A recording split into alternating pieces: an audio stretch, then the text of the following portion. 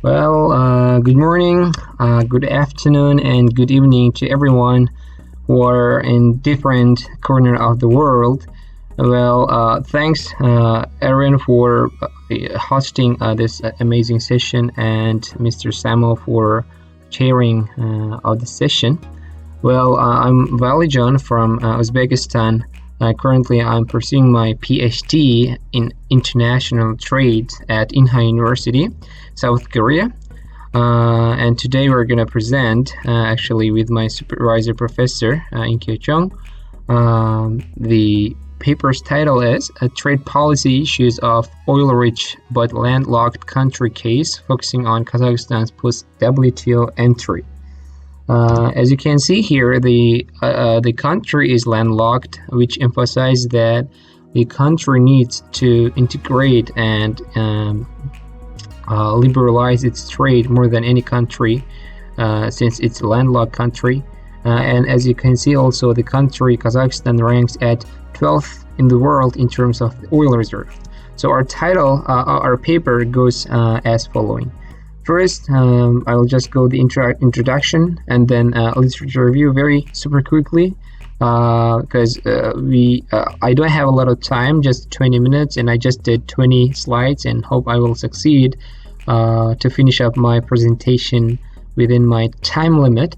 And then here, as you can see, the Kazakhstan's 19-year journey to the WTO accession, that is gonna be we're going to skip this part also because it deals with something a little bit political. The reason why the country took 19 years to complete it is negotiations with other countries. So the fourth one is going to be analysis of Kazakhstan's economic recession. I'm sorry. And then simulation model and results. And finally, we'll conclude. So let's go. As you can see here, the story of Kazakhstan started in 2015, where the country entered the WTO. And as you can see here, the GDP growth rate, I just want to note that the pink purple one, 19 to 20, is just for first quarter of 2020. As you can see here, right after the accession, the country's economy slightly, went down and then climbed up again. However, the country has not reached its previous, boom position in terms of GDP growth. So that's why, like some, experts, for example, even some researchers, Elrush or Baljiget or June, or some government officials to private experts, they blame that WTO didn't give any fruit, or WTO didn't benefit the Kazakhstan. That's why first we start our literature review. As you can see here, we explored what do scholars say about whether the WTO membership benefits the developing countries or not, since the Kazakhstan is also developing countries. And as you can see here, a lot of scholars actually say that yes, WTO membership benefits the developing countries. However, there are some scholars, they argue that WTO doesn't benefit the developing countries. So we also explored the domestic scholars, Kazakhstan scholars' opinion of Kazakhstan accession to WTO, and they also gave a different opinion. Some say it gives the advantages, and others says no, but without entering it, the Kazakhstan is also can sell its products to the world. And some says after industry is going to be affected. So different opinions, in short, and that is totally okay, because that is usually how the truth comes after having many this kind of discussions and debates. So anyway, our question is, this paper is the answer to these scholars who are the saying, or they are who are kind of has skeptical opinions whether the WTO benefits the Kazakhstan or not. So our finding, however, finds that highlight that the economic recession of Kazakhstan is not due to the WTO membership. So in order to get our target, we went through a couple of steps. For example, the first one is we explored the country's reliance on raw material. As you can see here, 35% of country's GDP comes from oil and gas, and this is huge. And out of this is like 70. This accounts like 75% of the total exports, and this should be explored. The second step is like we also learned deteriorated terms of trade, worsened terms of trade of the country. So if you can see here, because there is the relationship between the economic growth and terms of trade according to some researchers. So, and finally we simulated using the CGE model through trade liberalization scenario and oil price shock scenario to see the results, whether the even economically WTO membership benefits or doesn't benefit Kazakhstan. So let's now analysis of the some part of the reasons for recent economic recession of Kazakhstan. As you can see here, this is the oil price change. This bar chart actually illustrates not the oil price in dollar terms, but in percentage terms, because this is the changes. It's not like oil price went, got negative, but it changed so less, according, like compared to the previous year. So like changes even, it shows the negative. So this is just oil price changes, and we will see the reason why I brought this bar chart is because the cause mentions that the impact of changes in world price, world price for any product, has a significant effect on economic cycle, especially developing countries. And Kazakhstan, as you know, since it's a developing country. And now let's see what happened when there is the huge decrease in 2013 and 2015. There was the dramatic oil price drop, and it really hit the terms of trade of Kazakhstan hard. So now let's see. As you can see here, the terms of trade just went through in parallel with in the trend of the oil price changes. And because the terms of trade was affected negatively, we can also see, since there is a relationship between the terms of trade and economic growth, the GDP growth also should have affected somehow negatively. Now let's see.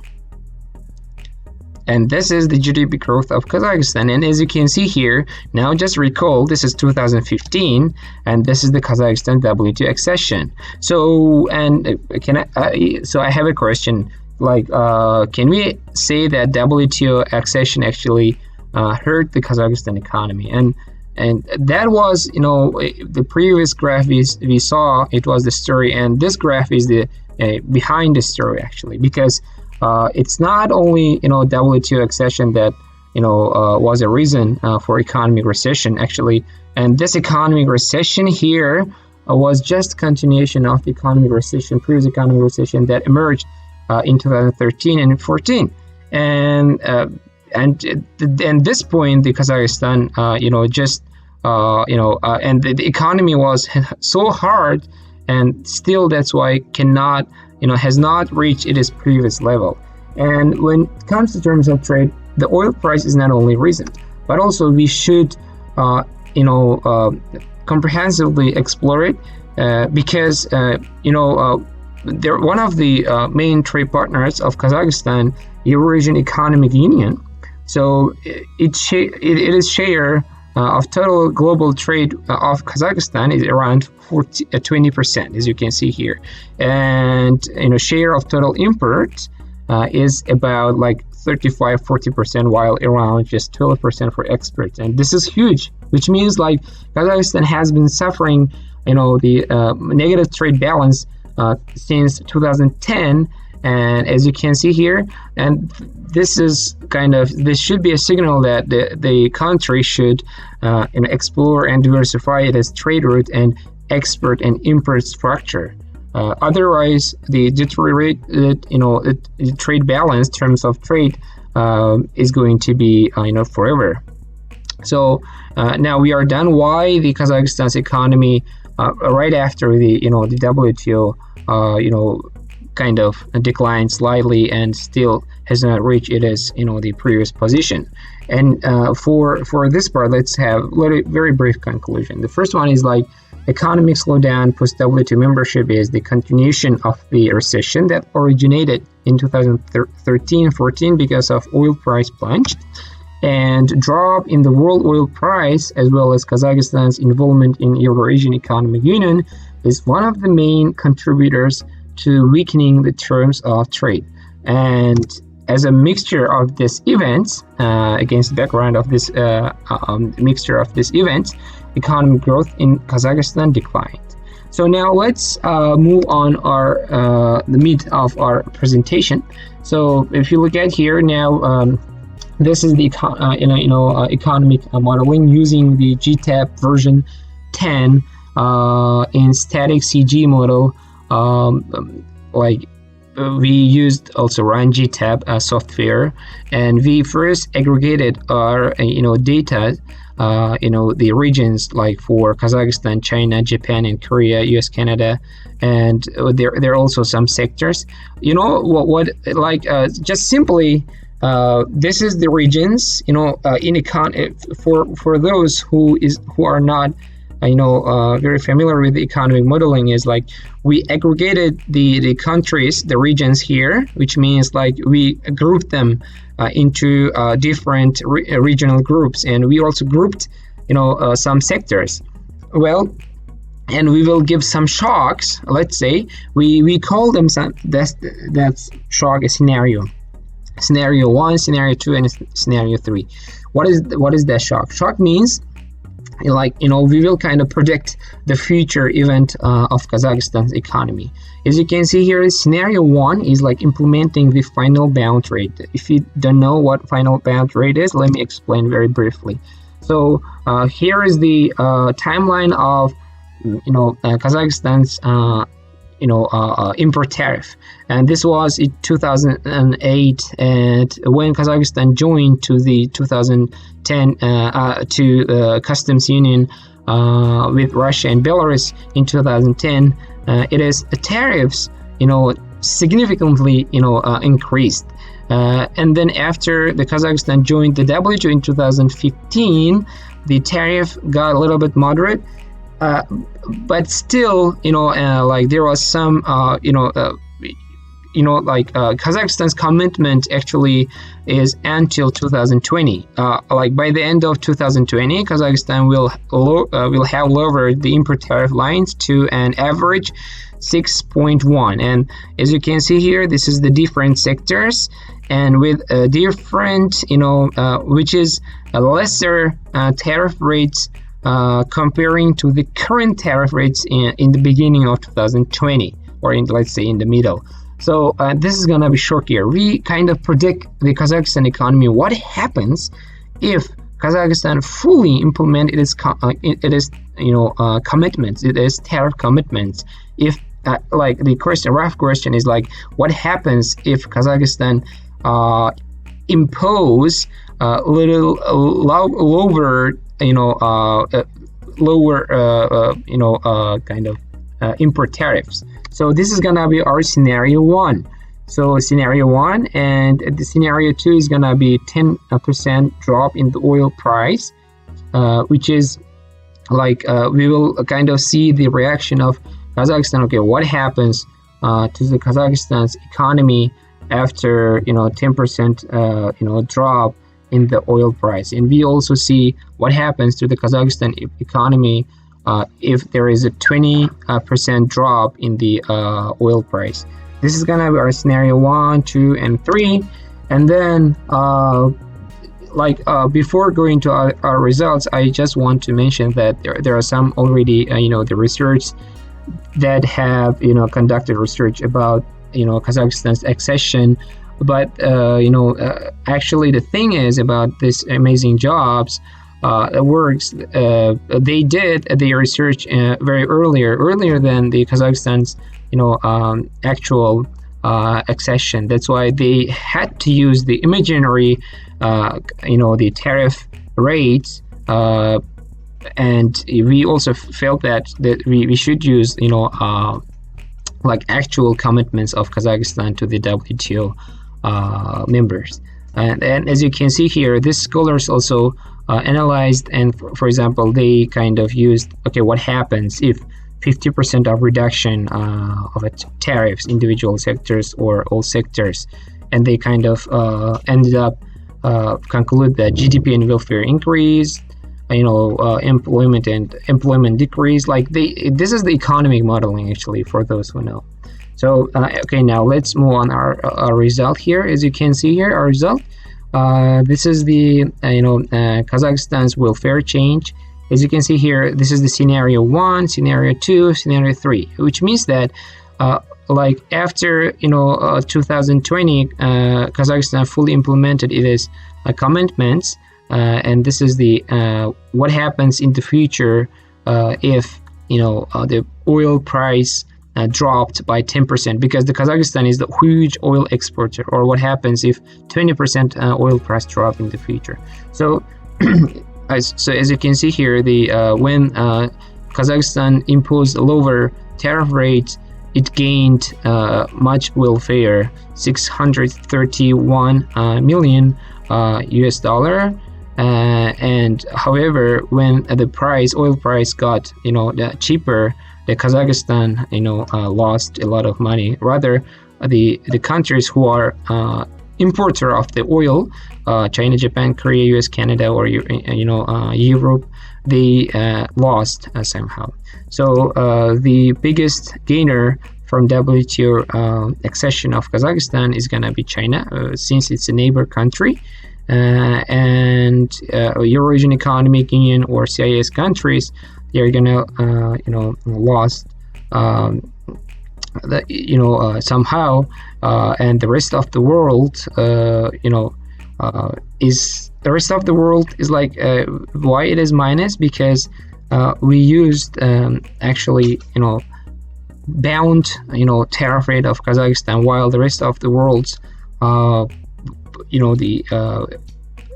import tariff is a applied one. We couldn't find applied one, and actually we cannot find applied one because we are predicting the future. That's why. But however, if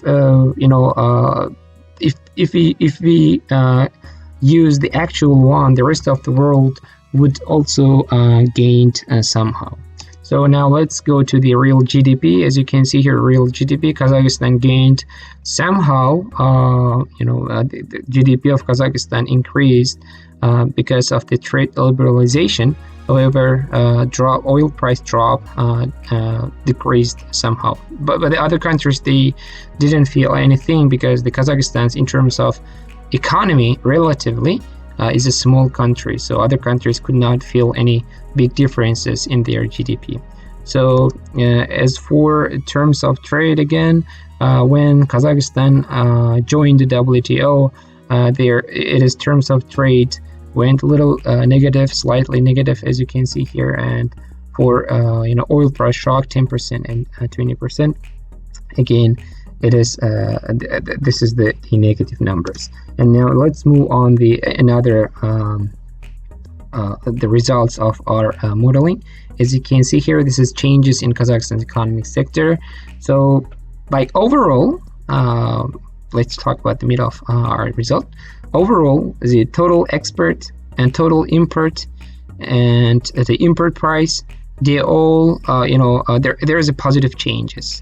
This minus means negative, because this is the import price, which means let's say after the WTO fully implement it is commitments after 2020, the overall price in a country would be expected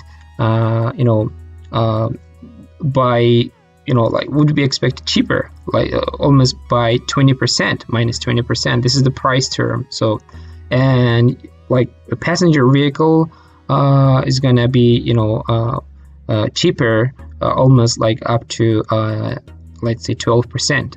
So overall the changes are positive. So in terms of the oil and gas here, but you may saw this very impressive. As you can see here, when price dropped by 10%, price dropped by 20%, overall oil and gas industry, the Kazakhstan would start importing more gas and oil. And how you may ask the question, how the country who is already rich in gas and oil starts importing oil and gas even 100%. Actually, this is the percentage terms.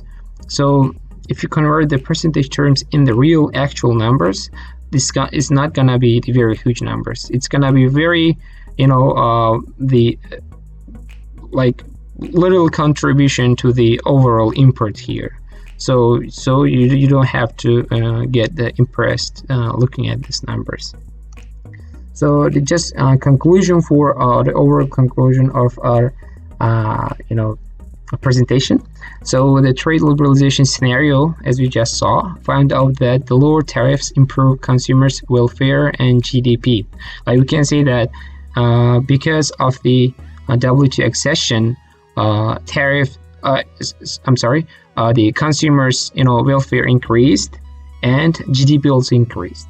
It's not actual numbers. This is our predictions after 2020 for Kazakhstan.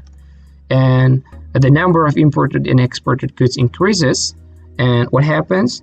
The Kazakh consumers enjoy the cheaper imported goods in their local markets. And this is one of the characteristics of international trade. Usually when a lot of imports flows in your country, you may expect the overall price gets cheaper. Well, the third one is, however, a potential drop in the energy price. Energy is like fuel, like oil and gas, could worsen off the country's welfare and the terms of trade, as well as the decreased GDP growth, as it did before. So this potentiality should be a signal for Kazakh policymakers to foster diversifying the economy. It's not only the country should export oil and gas, as we saw, 75% of the overall export is the oil and gas. The Kazakhstan should diversify its economy. For example, the Kazakhstan can export the cars, or can export the other products. So this is our conclusion remark, and thanks for your attention. If you have any questions, you may ask through my email address here, or you may ask now online. If you have any suggestion to improve our paper, we would very appreciate, and you are welcomed. Thanks.